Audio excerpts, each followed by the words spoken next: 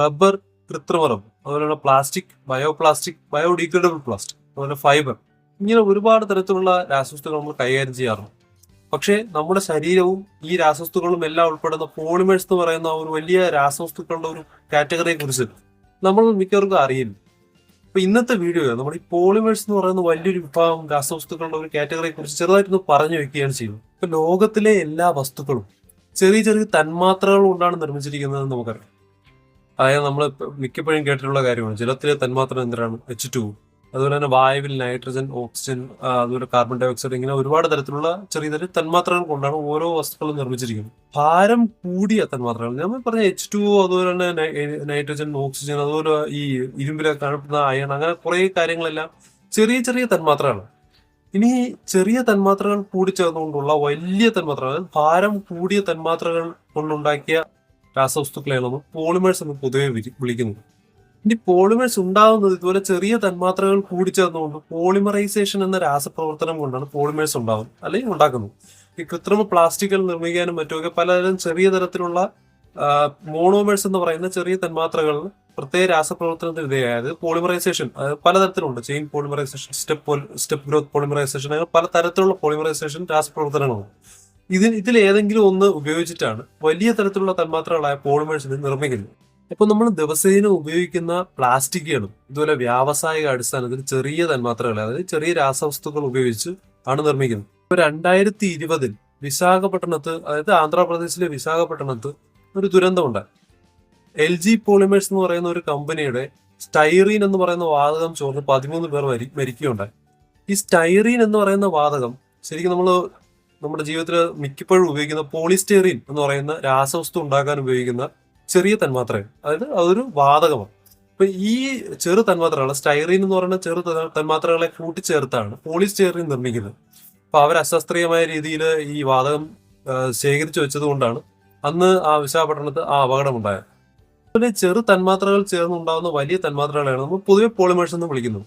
ഇനി ഇത് കൃത്രിമമായിട്ട് ഉണ്ടാക്കുന്ന പോളിമേഴ്സിനെയാണ് നമ്മൾ പ്ലാസ്റ്റിക് എന്ന് വിളിക്കുന്നത്. അത് കൂടാതെ തന്നെ നമ്മുടെ ശരീരത്തിലുള്ള പ്രോട്ടീൻ, അതുപോലെ കാർബോഹൈഡ്രേറ്റ്സ്, അതുപോലെ തന്നെ ലിപ്പിഡ്, അങ്ങനെ ഒരുപാട് തരത്തിലുള്ള രാസവസ്തുക്കളും നമ്മുടെ പ്രകൃതിയിലെ സസ്യജാലങ്ങൾ നിർമ്മിച്ചിരിക്കുന്ന സെല്ലുലോസ്, ലിഗ്നിൻ, അതുപോലെയുള്ള ഒരുപാട് തരത്തിലുള്ള ഈ നമ്മളെ ചുരുക്കി പറഞ്ഞാൽ നമ്മുടെ ജീവന് കാരണമായിട്ടുള്ള വസ്തുക്കളെ ആണ് ഈ പോളിമേഴ്സ് എന്ന് പറയുന്നത്. അപ്പൊ നമ്മൾ കൃത്രിമമായിട്ട് മെയിനായിട്ട് പെട്രോ കെമിക്കൽസ് നിർമ്മിക്കുന്ന പോളിമറുകളാണ് പ്ലാസ്റ്റിക്കുകളെന്ന് വിളിക്കാറുണ്ട്.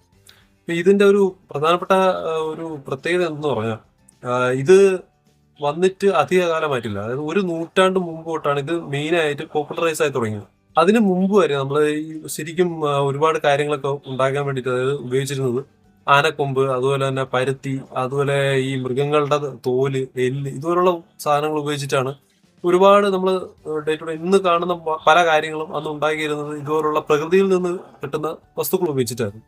അപ്പൊ അതിന്റെ ഏറ്റവും വലിയൊരു കുഴപ്പം എന്തെന്ന് പറഞ്ഞാൽ അത് വളരെ പെട്ടെന്ന് ഇത് കുറയാൻ തുടങ്ങി.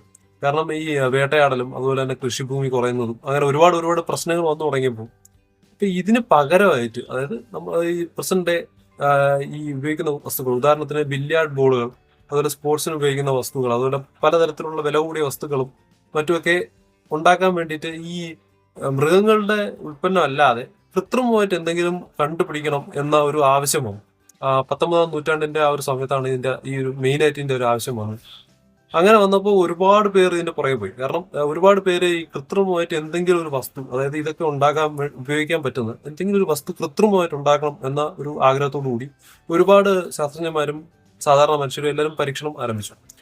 അപ്പൊ അതിനൊരു പ്രധാനപ്പെട്ട ഒരു കാരണം ഉണ്ടായിരുന്നു. കാരണം അങ്ങനെ എന്തെങ്കിലും ഒരു വസ്തു കണ്ടുപിടിച്ചാൽ ഈ കണ്ടുപിടിക്കുന്ന ആൾക്ക് പണക്കാരനാവും. കാരണം ഇത് വിറ്റ് ഒരുപാട് പണം സമ്പാദിക്കാൻ പറ്റും. മാത്രമല്ല അന്നത്തെ കാലത്ത് 19ാം നൂറ്റാണ്ടിന്റെ പകുതിയോട് കൂടിയൊക്കെ ഒരുപാട് കമ്പനികൾ പാരിതോഷികവും പ്രഖ്യാപിച്ചിരുന്നു. അതായത് ലക്ഷങ്ങൾ, അതായത് ഇങ്ങനെ ഒരു വസ്തു കണ്ടുപിടിച്ച് നൽകുന്ന ആൾക്ക് ലക്ഷങ്ങൾ പൈസ തരും എന്ന പാരിതോഷികവും പ്രഖ്യാപിച്ചിരുന്നു. ഇന്നും പല കമ്പനികളും ഇതുപോലെ ചെറിയ കണ്ടുപിടിക്കുന്നവർക്ക് പാരിതോഷികങ്ങൾ പ്രഖ്യാപിക്കാറുണ്ട്. അപ്പോൾ അതുകൊണ്ട് തന്നെ അന്ന് ഒരുപാട് പേര് ഇതിന് പുറകെ പോയി. അങ്ങനെയാണ് ആദ്യമായിട്ട് പ്രകൃതിദത്ത പോളിമറുകളിൽ നിന്ന് സെല്ലുലോസിൽ നിന്നും നൈട്രോ സെല്ലുലോസ് ഉപയോഗിച്ചിട്ടുള്ള ഒരു പോളിമർ, അതായത് സെല്ലുലോയിഡ് എന്ന് പറയുന്ന പോളിമർ ആദ്യമായിട്ട് ഉണ്ടാക്കിയത് അങ്ങനെയാണ്. അതിനുശേഷം പിന്നീട് ബേക്കലൈറ്റ്, അങ്ങനെ ഒരുപാട് തരത്തിലുള്ള പോളിമറുകൾ ഉണ്ടായി വരും. അതാണ് അവിടെ നിന്നാണ് ഈ പോളിമർ ഉണ്ടാക്കേണ്ടത്. അതായത് നമ്മുടെ ആവശ്യം കാരണം പിന്നെ ഈ ലാഭക്കൊതി കൊണ്ട് ആണ് പോളിമറുകൾ ഉണ്ടാക്കാനുള്ള പ്രധാനപ്പെട്ട കാരണം. അന്നൊന്നും ഈ പ്ലാസ്റ്റിക് ഉണ്ടാക്കിയതിനു ശേഷം പ്ലാസ്റ്റിക് ദോഷകരം ആകുമോ ഇല്ലയോ എന്നൊന്നും, അതുപോലെ തന്നെയാണ് എല്ലാ കാര്യവും. എന്ന് വെച്ചാൽ നമുക്ക് ആദ്യം ഉണ്ടാക്കുമ്പോൾ പൈസ മാത്രമായിരിക്കും മെയിൻ ആയിട്ടുള്ള ലക്ഷ്യം. അതിനുശേഷം മാത്രമേ ഇതിനെന്തെങ്കിലും ദോഷമുണ്ടെങ്കിൽ അത് നമ്മൾ നോക്കാറുള്ളൂ. അപ്പം അന്ന് ഇത് ഉണ്ടാക്കിയതിനു ശേഷം പിന്നീട് വന്നത് പ്ലാസ്റ്റിക് യുഗമാണ്. അതായത് വ്യാപകമായിട്ട് പെട്രോ കെമിക്കൽസിൽ നിന്നും പ്ലാസ്റ്റിക് ഉണ്ടാക്കി നമ്മൾ വ്യാപകമായിട്ട് ഉപയോഗിച്ചു. ഇപ്പം നമുക്കത് ഒഴിച്ചുകൂടാനാവാത്തൊരു വസ്തുവായിട്ട് മാറിക്കഴിഞ്ഞു. അപ്പോൾ അതിനെക്കുറിച്ച് വിശദമായിട്ട് അടുത്ത വീഡിയോയിൽ ഞാൻ പറയുന്നതായിരിക്കും. അത് പ്ലാസ്റ്റിക് മാലിന്യത്തിന്റെ പ്രശ്നം എങ്ങനെയാണ്, അതായത് അത് എങ്ങനെ നമ്മൾ ബാധിക്കുന്നു എന്നതിനെ കുറിച്ച് വേറൊരു വീഡിയോയിൽ ഞാൻ പറയാം. ഇന്ന് പലതരം പ്ലാസ്റ്റിക്കുകളുണ്ട്. അതായത് പ്ലാസ്റ്റിക്കുകളെ കുറിച്ച് പറയണമെങ്കിൽ തന്നെ പ്രത്യേക ഒരു വീഡിയോ വേണ്ടി വരും. ഒരുപാട് തരത്തിലുള്ള പ്ലാസ്റ്റിക്കുകൾ ഇന്നുണ്ട്. അതായത് മണ്ണിൽ വീണ ദ്രവിക്കുന്ന പ്ലാസ്റ്റിക്കുകൾ വന്നു കഴിഞ്ഞു. അതുപോലെ ഈ നമ്മൾ ചൂട് കൂടിയാൽ ഉരുകുന്നതും ചൂട് കൂടിയാൽ ഉരുകാത്തതും, അതുപോലെ തന്നെ പലതരത്തിലുള്ള നമ്മുടെ അകം കാണാൻ പറ്റുന്നത്, അതായത് ട്രാൻസ്പെറന്റ് ആയിട്ടുള്ള പ്ലാസ്റ്റിക്കുകൾ, അല്ലാത്ത പ്ലാസ്റ്റിക്കുകൾ, അതുപോലെ അങ്ങനെ അങ്ങനെ പലതരത്തിലുള്ള, അതായത് ഇലാസ്റ്റിക് ആയിട്ടുള്ള പ്ലാസ്റ്റിക്, അങ്ങനെ പലതരത്തിലുള്ള പ്ലാസ്റ്റിക്കുകൾ ഇന്ന് നമുക്ക് ആൾറെഡി വന്നു കഴിഞ്ഞു. അപ്പം ഇതിൽ ഏറ്റവും ശ്രദ്ധിക്കേണ്ട ചില കാര്യങ്ങളും, ചില പ്ലാസ്റ്റിക്കുകൾ നിർമ്മിക്കുന്നത് നമുക്ക് ശരീരത്തിന് ദോഷകരമായിട്ടുള്ള കെമിക്കലുകളും ഉണ്ടാകും. അതേപക്ഷം ചില പ്ലാസ്റ്റിക്കുകൾ എന്ന് പറയുന്നത് നമ്മൾ ചൂട് കൂടിയാലും മറ്റൊന്നും ശരീരത്തിന് ദോഷകരം ആയിട്ടുള്ള പദാർത്ഥങ്ങളൊന്നും പുറപ്പെടുവിക്കാത്ത തരത്തിലുള്ള പ്ലാസ്റ്റിക്കുകൾ.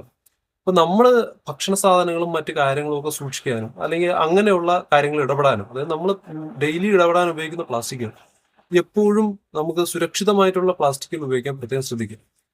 മെയിനായിട്ട് ഭക്ഷണ സാധനങ്ങൾ സൂക്ഷിക്കാനും മറ്റും ഉപയോഗിക്കുന്ന പ്ലാസ്റ്റിക്കിന്റെ ലേബലുകൾ കാണും. അതായത് PET, HDP, ഹൈ ഡെൻസിറ്റി പോളിയെഥിലീൻ, അങ്ങനെ പലതരത്തിലുള്ള അടയാളങ്ങളാണ്. അത് നിങ്ങൾക്ക് ഒരു ചാർട്ടുണ്ട്. ആ ചാർട്ട് നോക്കി അതിൻ്റെ അകത്ത് ഏതാണോ അടയാളം, ഒരു ത്രികോണത്തിന്റെ അകത്ത് നമ്പരും ആ ഒരു പ്ലാസ്റ്റിക് ഏതാണെന്നും എഴുതിയിരിക്കും. അതായത് പ്ലാസ്റ്റിക്കിൽ തന്നെ എച്ച് ചെയ്ത് വെച്ചിരിക്കും. അപ്പൊ അത് നോക്കി മാത്രമേ നിങ്ങൾ സ്റ്റോർ ചെയ്യാൻ വേണ്ടിയിട്ടും മറ്റുമൊക്കെ, ഭക്ഷണം സൂക്ഷിക്കാനും മറ്റുമൊക്കെ ഉപയോഗിക്കാവും. അതുപോലെ ഈ പ്ലാസ്റ്റിക്കിന് നിറം കിട്ടാനും അതുപോലെ തന്നെ പ്ലാസ്റ്റിക്കിനെ ഫ്ലെക്സിബിൾ ആക്കാനും ഒക്കെ ഒരുപാട് തരത്തിലുള്ള എക്സ്ട്രാ കെമിക്കലുകളും ആഡ് ചെയ്യാറുണ്ട്. അപ്പൊ ഇതൊക്കെ എന്ന് വെച്ചാൽ ഈ ചേർക്കുന്ന പല കെമിക്കലുകളും ക്യാൻസർ ഉണ്ടാക്കുന്നതും അങ്ങനെയുള്ള പലതരത്തിലുള്ള പ്രശ്നങ്ങൾ ഉണ്ടാക്കുന്നതാണ്. ഈ മെയിൻ ആയിട്ടുള്ള പ്ലാസ്റ്റിക് ഉണ്ടാക്കാനുള്ള മിക്ക പ്ലാസ്റ്റിക്കുകളുടെയും കെമിക്കൽ നമുക്ക് ദോഷം ഉണ്ടാക്കാത്ത കെമിക്കലുകളാണ്. കാരണം അത് റിയാക്ട് ചെയ്യുന്ന കെമിക്കലുകൾ ഇതിന് നിറം കിട്ടാനും മറ്റുമൊക്കെ ഉപയോഗിക്കുന്നതാണ്. മാക്സിമം പ്ലാസ്റ്റിക്കിന്റെ ഉപയോഗം കുറയ്ക്കാൻ ശ്രമിക്കുക. കൃത്രിമ പ്ലാസ്റ്റിക്കിന്റെ ഉപയോഗം കുറയ്ക്കാൻ ശ്രമിക്കുക. അഥവാ ഉപയോഗിക്കുന്നുണ്ടെങ്കിൽ ഈ ദോഷം ഉണ്ടാക്കാത്ത പ്ലാസ്റ്റിക്കുകൾ ഉപയോഗിക്കാൻ പ്രത്യേകം ശ്രദ്ധിക്കുക. ഇനി പ്ലാസ്റ്റിക് മാലിന്യത്തിനെ തടയാൻ വേണ്ടിയിട്ട്, അതായത് നമ്മുടെ മണ്ണിൽ അലിഞ്ഞ് ചേരില്ല എന്നതാണല്ലോ പ്ലാസ്റ്റിക്കിന്റെ ഏറ്റവും വലിയ പ്രശ്നം. അപ്പൊ ഈ ഒരു പ്രശ്നം തടയാൻ വേണ്ടിയിട്ട് പുതിയതായിട്ട് ഒരുപാട് തരത്തിലുള്ള ഈ പ്രകൃതിയിൽ അലിഞ്ഞു ചേരുന്ന പ്ലാസ്റ്റിക്കുകൾ നിർമ്മാണവും മറ്റ് വിതരണവും ഇപ്പം നല്ല രീതിയിൽ മുന്നോട്ട് പോകുന്നുണ്ട്. അപ്പൊ അങ്ങനെയുള്ള നമ്മള് ഭൂമിയിൽ ദ്രവിച്ചു പോകുന്ന പ്ലാസ്റ്റിക്കുകളിൽ തന്നെ പലതരത്തിലുള്ള കാറ്റഗറി ഉണ്ട്. അതിലൊന്നാണ് ബയോഡിഗ്രേഡബിൾ പ്ലാസ്റ്റിക്കും മറ്റേത് ഡീഗ്രേഡബിൾ പ്ലാസ്റ്റിക്. ഇപ്പൊ ഡീഗ്രേഡബിൾ പ്ലാസ്റ്റിക് എന്ന് പറഞ്ഞാൽ നമ്മൾ ചൂടും മറ്റേ വെളിച്ചവും അടിക്കുമ്പോൾ അത് കുറെ കാലം കഴിയുമ്പോൾ ദ്രവിച്ചു പോവുക എന്ന് മാത്രമാണ്. പക്ഷെ ബയോഡിഗ്രേഡബിൾ പ്ലാസ്റ്റിക് മണ്ണിൽ അലിഞ്ഞു ചേരുന്ന തരം പ്ലാസ്റ്റിക്കുകളാണ്. അത് പൂർണ്ണമായും പ്രകൃതിദത്ത മെറ്റീരിയൽ കൊണ്ട് നിർമ്മിച്ചിരിക്കുന്നതായതുകൊണ്ട് അത് ആണ് ഏറ്റവും സേഫ് ആയിട്ടുള്ളത്. മറ്റ് ഡീഗ്രേഡബിൾ പ്ലാസ്റ്റിക് എന്ന് പറഞ്ഞാൽ അത് മിക്കവാറും മൈക്രോ പ്ലാസ്റ്റിക് ആയിട്ട് ചെറിയ ചെറിയ പ്ലാസ്റ്റിക്കിൽ പൊടിഞ്ഞ് ഇല്ലാതാവുക എന്ന ഒരു ഫംഗ്ഷൻ, അതായത് ആ രീതിയിലാണ് നിർമ്മിച്ചിരിക്കുന്നത്. ഈ പോളിലാക്റ്റിക് ആസിഡ് അല്ലെങ്കിൽ സെല്ലുലോസ് ബേസ് ചെയ്തിട്ടുള്ള പ്ലാസ്റ്റിക്കുകളെല്ലാം ബയോ പ്ലാസ്റ്റിക്കുകളാണ്. ഇതെല്ലാം നമ്മളെ മണ്ണിലുള്ള സൂക്ഷ്മജീവികൾക്ക് പൂർണ്ണമായും അലിയിച്ച് കളയാൻ കഴിയുന്ന പ്ലാസ്റ്റിക്കുകളാണ്. നാരുകളുടെ രൂപത്തിലുള്ള പോളിമറുകളാണ് നമ്മൾ ഫൈബർ എന്ന് പറയുന്നത്. നമ്മളെ പ്രകൃതിദത്ത നാരുകളായിട്ടുള്ള ചണം, പരുത്തി, ചകിരി ഇതുപോലുള്ള കാര്യങ്ങളെല്ലാം നമ്മൾ പണ്ടുകാലം മുതലേ യൂസ് ചെയ്യുന്നതാണ്. അപ്പൊ ഇങ്ങനെയുള്ള ഈ നാരുകളുടെ രൂപത്തിലുള്ള ഒരുപാട് തരത്തിലുള്ള പോളിമേഴ്സ് കൃത്രിമമായിട്ട് ഇന്നത്തെ കാലത്ത് നിർമ്മിക്കുന്നു. അപ്പൊ ഈ ഫൈബർ കാറ്റഗറിയിൽ പെടുന്ന പ്ലാസ്റ്റിക്കുകൾ ഒരുപാട് പ്രാധാന്യം അർഹിക്കുന്ന ഒരു പ്രധാനപ്പെട്ട കാരണമാണ്. കാരണം ഈ ഫൈബർ കാറ്റഗറിയിൽപ്പെട്ട പ്ലാസ്റ്റിക്കുകൾ ഉപയോഗിച്ചിട്ടാണ് ഈ ശക്തിയേറിയ വസ്തുക്കൾ, അതായത് ബലം, ഓരോ വസ്തുവിനും ബലം കിട്ടാൻ വേണ്ടിയിട്ട് നമ്മൾ ഫൈബർ അടങ്ങിയ ഈ പോളിമറുകളാണ് ഉപയോഗിക്കുന്നത്. ഉദാഹരണത്തിന് പണ്ടുകാലം മുതൽ തന്നെ നമ്മൾ ഈ കളിമണ്ണിന് ശക്തി കിട്ടാൻ വേണ്ടിയിട്ട് നമ്മൾ ഈ വൈക്കോല് കൊണ്ട് നല്ല രീതിയിൽ മിക്സ് ചെയ്യുന്ന ഒരു പരിപാടിയുണ്ട്, വീടൊക്കെ നിർമ്മിക്കാനുള്ള പരിപാടി. അതുപോലെ തന്നെയാണ്, അതായത് മെയിൻ ആയിട്ട് ഒരു വസ്തുവിന്റെ ഉള്ളിൽ ഫൈബർ അടങ്ങിയ വേറൊരു വസ്തു നമ്മൾ മിക്സ് ചെയ്യുമ്പോൾ ആ ഒരു മൊത്തത്തിലുള്ള ഒരു സ്ട്രക്ചറിന് നല്ല ബലം കിട്ടും. അത് മാത്രമല്ല, ഫൈബർ പൂർണ്ണമായിട്ട് അടങ്ങിയിട്ടുള്ള നാരുകൾ, അതായത് പലതരത്തിലുള്ള വസ്തുക്കൾ വളരെയധികം ശക്തിയേറിയതാണ്. ഉദാഹരണത്തിന് നമ്മൾ ഈ പറഞ്ഞ നമുക്ക് ചകിരി, അതുപോലുള്ള ചണം, അതുപോലുള്ള വസ്തുക്കളും നല്ല ശക്തി ആയതുകൊണ്ടാണ് അത് കയറായിട്ടൊക്കെ ഉപയോഗിക്കുന്നത്. മാത്രമല്ല, നമ്മൾ ഈ കൃത്രിമമായിട്ട് നിർമ്മിക്കുന്ന കെവ്ലാർ, അതുപോലെ തന്നെ പ്രകൃതിയിൽ കാണപ്പെടുന്ന ഈ ചിലന്തി വല, ഇതെല്ലാം ഫൈബറുകളാണ്. അതായത് ഇതെല്ലാം ചെറിയ ചെറിയ പോളിമറുകളുടെ നാരുകൾ വളരെയധികം നല്ലൊരു രീതിയിൽ അടുക്കി വെച്ചിട്ട്, അതായത് വളരെ ചെറിയ ലെവലിൽ തന്നെ ഇത് നല്ല രീതിയിൽ ഫൈബർ ആ ഒരു അടുക്കി വെച്ച ഒരു രീതിയിൽ ഇരിക്കുന്നത് കൊണ്ടാണ് ഇതിന് വളരെയധികം വലിയ സ്ട്രെങ്ത് ഉള്ളത്. ഇപ്പൊ നമ്മൾ ഫൈബർ കാറ്റഗറിയിൽ പെടുന്ന പോളിമേഴ്സിന്റെ ഈ ഒരു പ്രത്യേകത ഉപയോഗിച്ചുകൊണ്ട് ഈ ഫൈബർ ഗ്ലാസ് അതുപോലെ തന്നെ പലതരത്തിലുള്ള വസ്തുക്കൾ നമ്മൾ ഉണ്ടാക്കാറുണ്ട്. നമുക്കും അപ്പൊ എന്തെങ്കിലും ഒരു ബലമുള്ള വസ്തു ഉണ്ടാക്കണമെന്നുണ്ടെങ്കിൽ അപ്പൊ ഈ ഉദാഹരണത്തിന് ഇപ്പൊ സിമെന്റിൽ അടുത്ത കാലത്ത് ചെറിയ ചെറിയ പോളിമർ ഫൈബറുകൾ, പ്ലാസ്റ്റിക്കിന്റെ ഫൈബറുകൾ ചേർത്തിട്ട് ബലം കൂട്ടുന്ന ഒരു മെത്തേഡ് ഈ സിവിൽ എഞ്ചിനീയറിംഗ് ഉള്ളവർക്ക് ചിലപ്പോൾ അറിയാമായിരിക്കും.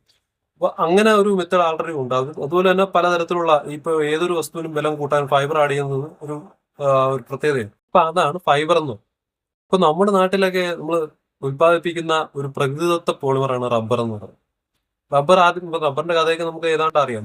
റബ്ബർ ആദ്യം കണ്ടുപിടിച്ചത് ബ്രസീലിലാണ്. ബ്രസീലിൽ ഇതുപോലെ ആദിവാസികൾ ഒരു പ്രത്യേക മരത്തിൽ നിന്നുള്ള വസ്തു കൊണ്ടുള്ള പന്ത് ഉണ്ടാക്കി കളിക്കുന്നത് കണ്ട സഞ്ചാരികളാണ് ഈ റബ്ബറിന്റെ തൈ അടുത്ത സ്ഥലത്തേക്ക് കടത്തിക്കൊണ്ടുപോയി അത് നിർമ്മിച്ച് ആ പ്ലാന്റേഷനൊക്കെ നിർമ്മിച്ച് ഇതിന്റെ വ്യാവസായികമായിട്ടുള്ള പ്രൊഡക്ഷൻ തുടങ്ങിയത്. അവിടെ നിന്നാണ് റബ്ബർ എന്ന് പറയുന്നത് വെച്ചാൽ നമ്മുടെ നാട്ടിൽ എത്തിയത്. ഇപ്പൊ റബ്ബർ എന്ന് പറയുന്നത് ഈ മരത്തിന്റെ ഉള്ളിലുള്ള ലാറ്റക്സ്, അതായത് ഇതിന്റെ ഉള്ളിലുള്ള ആ ഒരു രാസവസ്തു പോളിമറൈസ് ചെയ്ത് ഉണ്ടാകുന്ന ഒരു പ്രോഡക്റ്റ് ആണ്. ഇപ്പൊ ഇത് പണ്ട് കാലങ്ങളിൽ ഉപയോഗിച്ചിരുന്നത് ഡയറക്റ്റ് ആയിട്ട്, അതായത് നമ്മുടെ ഈ റബ്ബർ പാല് ഡയറക്റ്റ് ആയിട്ട് പോട്ടുകളിലും മറ്റുമൊക്കെ തേച്ച് പിടിപ്പിച്ചും മറ്റുമൊക്കെ നേരിട്ട് തന്നെ ഉപയോഗിക്കുന്ന രീതിയായിരുന്നു ഉണ്ടായിരുന്നു. അപ്പൊ അതിനൊരു പ്രശ്നമുണ്ട്. ഇപ്പൊ റബ്ബർ പാൽ ഉറഞ്ഞ് കട്ടിയായി കഴിഞ്ഞാൽ പിന്നെ ഉപയോഗിക്കാൻ പറ്റാത്ത ഒരു അവസ്ഥ ഉണ്ടായിരുന്നു. നമ്മുടെ ഈ റബ്ബർ പാലിലുള്ളത് മോണോമറുകളാണ് മെയിനായിട്ട്. അതായത് റബ്ബർ പാലിലുള്ളത് ചെറിയ ചെറിയ തന്മാത്രകളാണ്. അപ്പൊ ഇത് കട്ടിയാവുക എന്ന് പറഞ്ഞാൽ കൂടിച്ചേർന്ന് പോളിമർ ആകുമ്പോഴാണ് ഇതൊരു കട്ടയായിട്ട് മാറുന്നത്. അതുവരെ ഡിസ്പേഴ്സ് ചെയ്ത് നിൽക്കുന്നത്, അതായത് ഒരു വെള്ളം കണക്ക്, അതിൻ്റെ അത് റബ്ബർ പാൽ ഭൂരിഭാഗം വെള്ളവും. അപ്പൊ അതിൻ്റെ അകത്ത് ഈ തന്മാത്രകൾ അങ്ങിങ്ങായിട്ട് നിൽക്കുകയാണ് ചെയ്യുന്നത്.